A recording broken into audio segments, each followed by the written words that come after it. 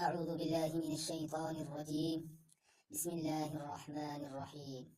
ياسين والقرآن الحكيم إنك لمن المرسلين على صراط مستقيم تنزيل العزيز الرحيم لتنذر قوما ما أنذر آباؤهم فهم غافلون لقد حق القول على أكثرهم فهم لا يؤمنون إنا جعلنا في أعناقهم أغلالا فهي إلى الأذقان فهم مقمحون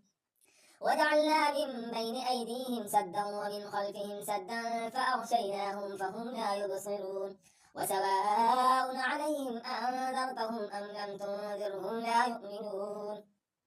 إنما تنذر من اتبع الذكر وخشي الرحمن بالغيب فبشره بمغفرة وأجر كريم إنا نحن نحيي الموتى ونكتب ما قدموا وآثارهم وكل شيء أحصيناه في إمام مبين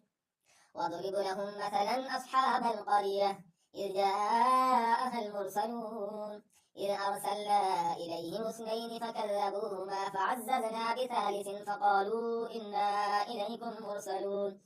قالوا ما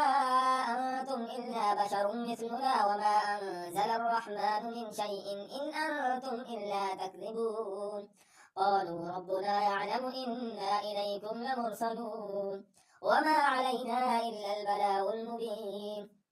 قالوا إنا تطيرنا بكم لئن لم تنتهوا لنرجمنكم وليمسنكم منا عذاب أليم قالوا طائركم معكم أئن ذكرتم بل أنتم قوم مسرفون وجاء من أقصى المدينة رجل يسعى قال يا قوم اتبعوا المرسلين اتبعوا من لا يسألكم أجرا وهم مهتدون وما لي لا أعبد الذي فطرني وإليه ترجعون أتخذ من دونه آلهة إن يردني الرحمن بضر لا تغن عني شفاعتهم شيئا ولا ينقذون